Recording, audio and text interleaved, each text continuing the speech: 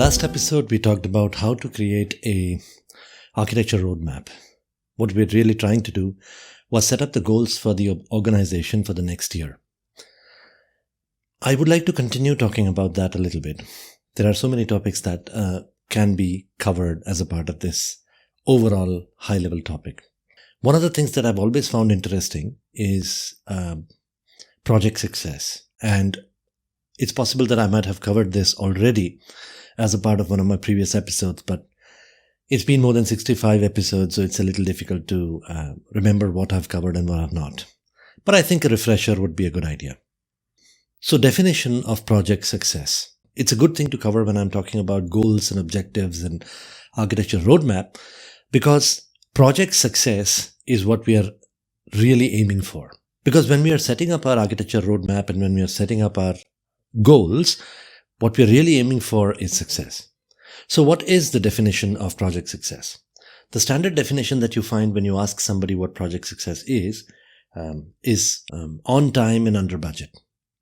This is a very convenient way of defining project success and also the most popular.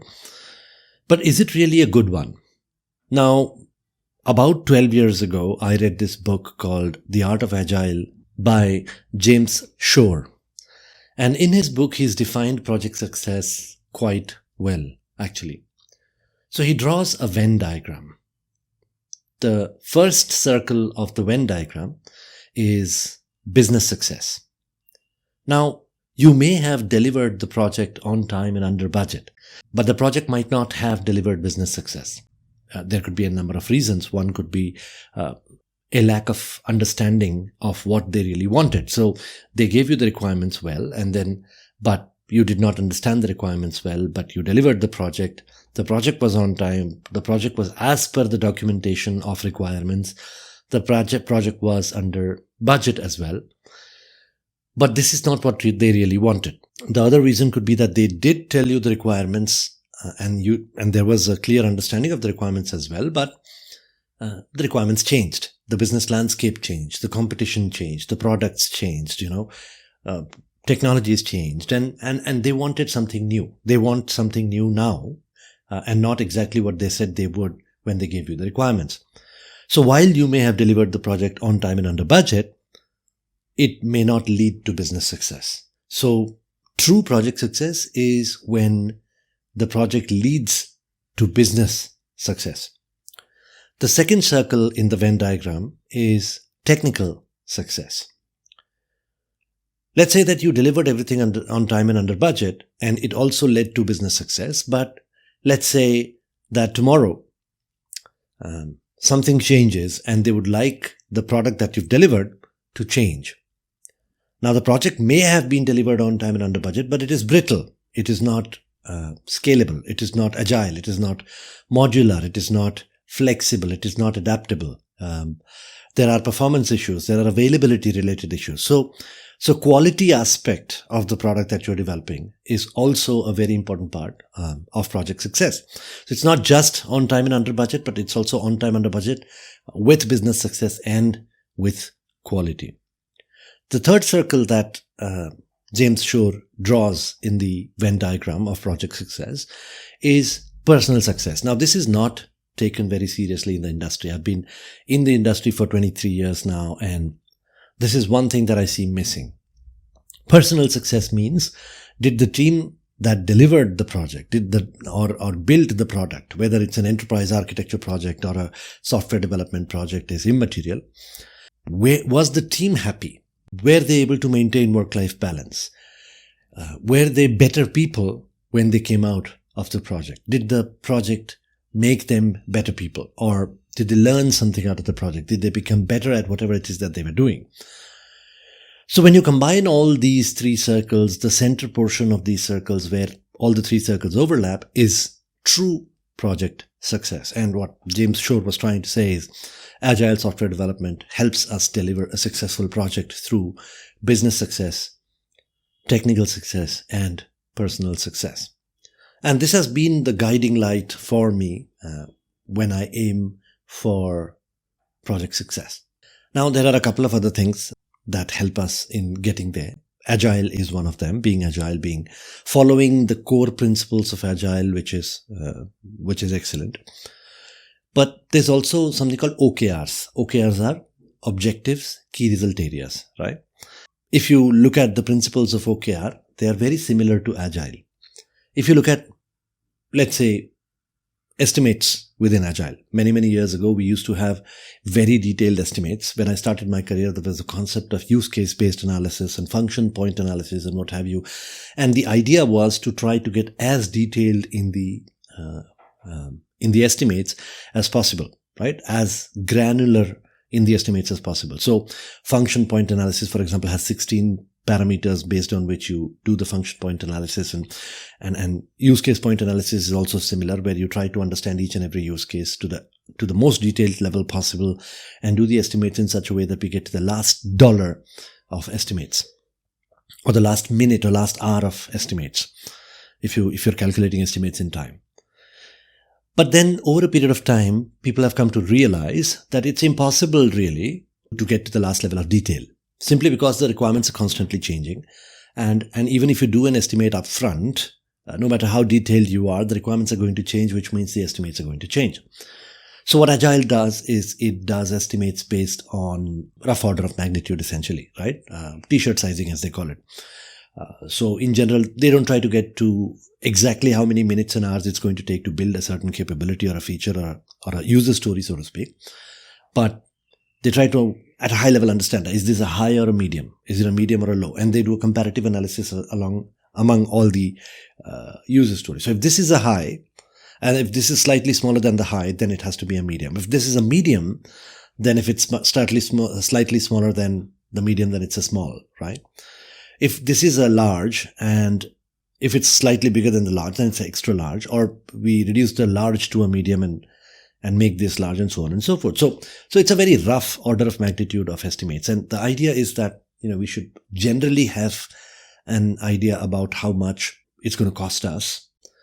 And then, as the project progresses, there are going to be changes in it, and we manage the changes as we come along.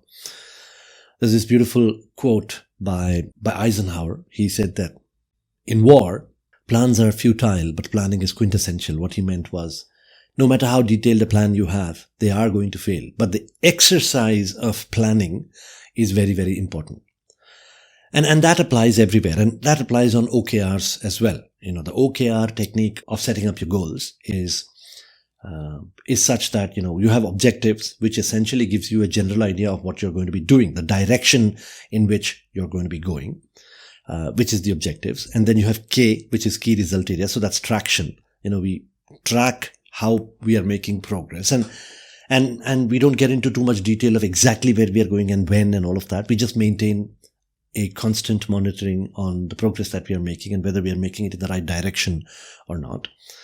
And then there is action, which is projects, which is also a part of OKRs. So depending upon what our objectives are and whether we are making progress properly or not, and whether we are whether we are going in the right direction or not, we build our projects accordingly. We set up our actions accordingly. And that's the problem that I have with SMART goals. I used to do SMART goals earlier. Specific, measurable, achievable, realistic, and time-bound. Not just at work, but also in my personal life. Every year around December, January, I set up my personal goals about how many books I'm going to be reading, or which books I'm going to be reading. And I used to do it in a very smart way earlier. I used to be very specific about what I want to do, and when I want to do it, and how I want to do it, and so on. And then over a period of time, I've come to realize that I end up not meeting most of my goals, primarily because during the year the goals change. The priorities change. I need to focus on other things, and then I have to shift my priorities accordingly. And my guitar playing is one of the victims of my deprioritization year after year after year. So every year I think I'm going to start playing the guitars, and I get to the detail level of which song I'm going to be playing on in what month and what week and so on. And I've tried to do that many times, but I end up deprioritizing my guitar playing over other activities that I need to do. And so I feel that being specific, being measurable, being time bound. Well, being specific and measurable is not a very good idea. Achievable is sort of not very ambitious for me. Having a goal that is achievable is sort of being conservative about what you can do. I feel that you should be ambitious. It doesn't matter whether it is achievable or not. I'm not saying that you have a goal to, shoot for the moon or whatever. Be an astronaut if you're not. That's not a good idea. But don't think about achievability too much. Like, for example, my financial goals. I've not been able to meet my financial goals for the last 3-4 years, about how much money I'm going to be investing year on year. And that's okay. It's not important whether you're meeting the goals or not. What's really important is you're aiming for something that is not defined by the achievable, right? It's defined by what you want to do. And then even if like they say, if you aim for the stars, you'll definitely not come up with a fistful of dust. So the idea is that aim high, try to get as much done as possible, and you'll be able to do more than what you would have been able to if you would have kept achievable as one of the criteria in your goals. Same thing goes for realistic. So I have my problems with SMART goals. And one of the things that I've come to realize is as I grow older, when I was very young in my college and school days, my mother used to say, wake up early, study, you'll need to, you have exams coming or what have you. Today, if you form the habit of waking up early, it'll help you the rest of your life, so on and so forth. Today, my mother tells me, sleep a little. Why are you waking up so early? Relax, take it easy. You've done enough, rest a little. So as you grow older and as you grow a little bit more disciplined, it's the not being too specific about what you want and what you need to do. That becomes a challenge.